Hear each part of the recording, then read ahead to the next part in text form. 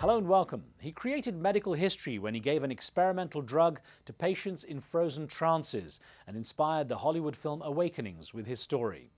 Since then, he's become one of the leading figures in the study and documentation of how our minds work.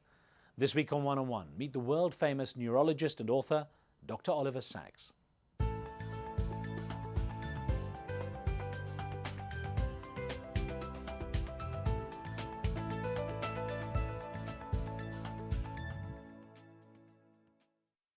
Born in London into a family of doctors just before World War II, the young Oliver Sacks was evacuated at the age of 6 to a boarding school in the Midlands. Music played a large part in his early life. His father was a pianist and his brothers played woodwind instruments. But Sacks was essentially a shy boy with a huge interest in science and nature. His book, Awakenings, made into a 1990 Oscar-nominated film starring Robin Williams and Robert De Niro, tells the story of how, as a young doctor arriving in New York in the mid-1960s, Sacks tried a then experimental drug on patients in catatonic trances. Since then, Sacks has become a prolific writer, focusing largely on the function and dysfunction of the human mind. A self-proclaimed eccentric, the popular neurologist has even had an asteroid named after him. Cancer was discovered in Sacks's right eye in 2005, impairing his sight. But as his many fans would say, even with his now almost monocular vision, the good doctor still sees deep into the enigmatic human mind. Dr. Sacks, it's a real pleasure to be talking with you.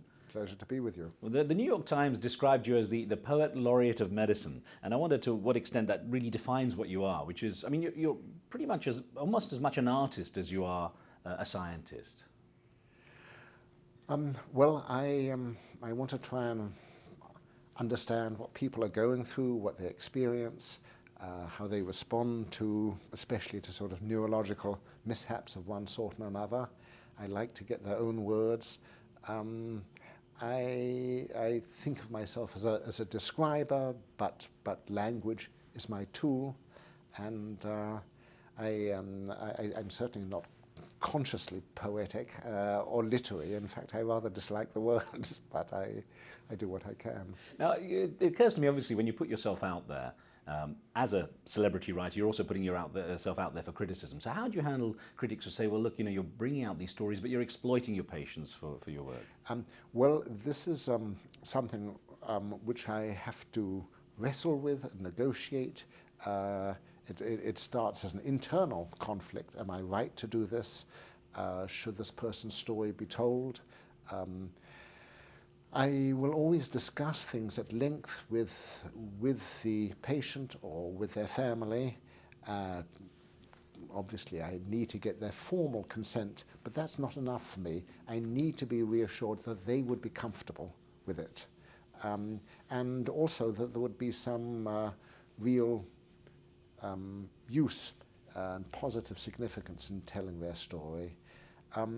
So I also like to think that if one tells the story of someone's life with respect and appreciation,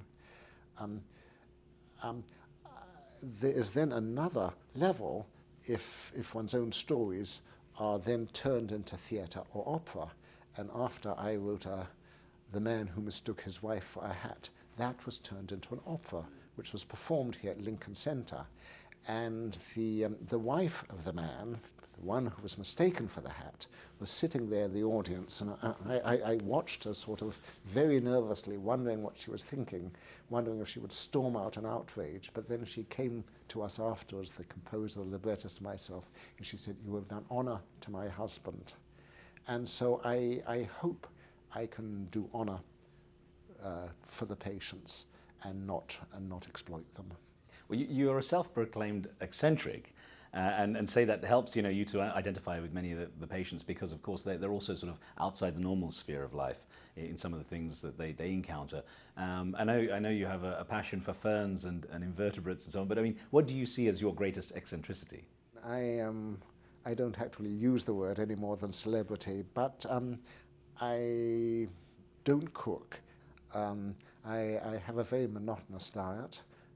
Mostly of cereal, but also of some tabbouleh and sardines. I have exactly the same 7 days a week, and this doesn't seem to me eccentric. On the contrary, it relieves me from choice. I can think about other things, but that's, I suppose, a minor eccentricity. Let me take you back to your childhood. You were born in London just half a dozen years before World War II began. And I wonder what visual imagery from that time really has stayed with you. Our uncrowded street, the relative absence of cars, the fact that when one went up on Parliament Hill, one of the 7 hills of London, you could see a skyline was dominated by St. Paul's, which hadn't changed really in 200 years, but which was to change profoundly in the 1960s after I'd left for America.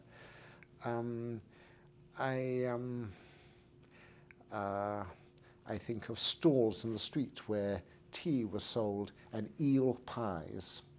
I think of the East End where my family used to live and my father often took me, which was a sort of jostling, almost oriental market.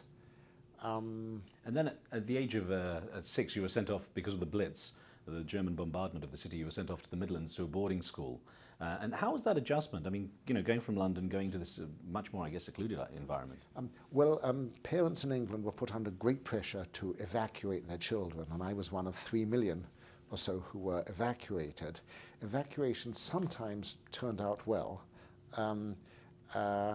With me, I got sent to a school and scarcely saw my parents for the next 4 years, and the school was unpleasant, and I think probably had a slightly deranged headmaster, and these were very, very difficult years, and in which I had to sort of find internal devices to sort of keep going.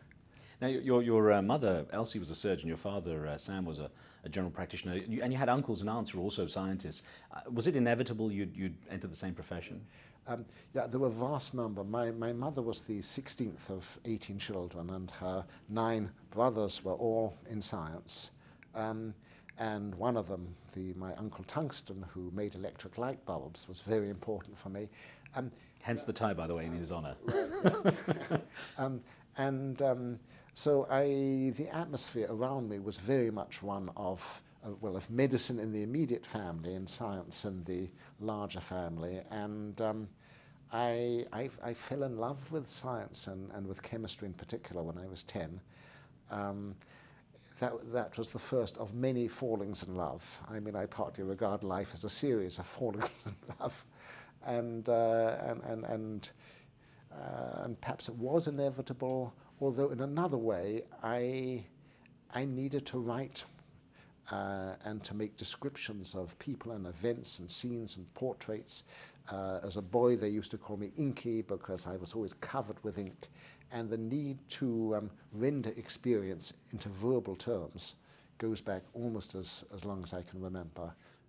The fact your mother's family was so big, 18 children on her side, how did that affect the way you grew up in terms of, competitive spirit, having to compete for time, having to, Well, I was the youngest of 4 children, but there was a big gap between the 2 oldest and myself, and the one in between was rather withdrawn. So I really, to some extent, had a feeling of being an only child. With the cousinhood, which was enormous and tribal, I mean, family meetings, there would be 200 people there. I used to joke that I had as many first cousins as elements, namely 1992, as it was at the time. But I was at the youngest end of the cousinhood, and I didn't get a feeling of competition. Actually, I've never had a feeling of competition, and whether this is an advantage or a disadvantage, I don't know. You had a very musical family too. Your father played piano, you had clarinet and I think saxophone or flute, at least among brothers and so on. I mean, among your uncles and so on. It was a musical house, and sometimes there'd be chamber concerts, and music was very important from an early age. Yeah, and I know you were saying that you were very influenced by Bach and Mozart, and he could release huge passions in you. Yeah, Well, my brothers had a passionate Bach teacher, and I think Bach is my basic musical love. And now, 62 years later, when I've taken up playing the piano again and have a piano teacher, she's trying to get me onto Bartok and Brahms and Beethoven and the other Bs, but I want to stick with Bach for the moment. Now, you ended up in New York in 1965, in your early 30s. How was that adjustment from what was very strong British life and a strong British tradition into essentially a very strong American New York life? Well, I came to America actually and spent 5 years in California before that. And so I think I probably had fantasies of America, probably from my early teens.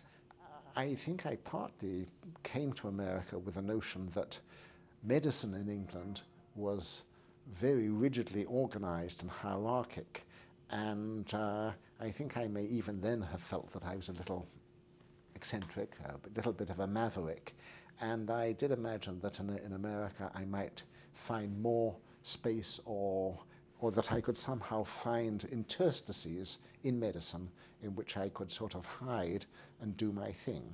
Well, Dr. Sachs, don't go away. We're going to pause here for a break, but we're back with more one-on-one with Oliver Sacks in a moment.